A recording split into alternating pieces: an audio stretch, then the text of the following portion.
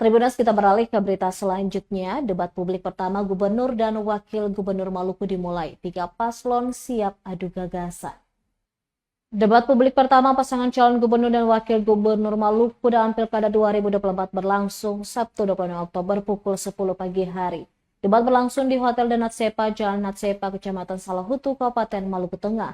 Pantauan Tribun.com, 3 pasangan calon tiba di lokasi debat didampingi para simpatisan. Debat ini mengusung tema dalam debat publik pertama ini. Debat publik pertama ini berlangsung secara tertib dengan setiap paslon menjelaskan sejumlah visi misi.